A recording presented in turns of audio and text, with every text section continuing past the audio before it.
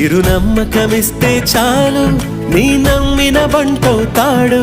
తన ఊపిరి వంతెన చేసి పెను కడలిని దాటేస్తాడు నీ తెల్లని మనసుకు చల్లని చూపుల దీవెనలిస్తాడు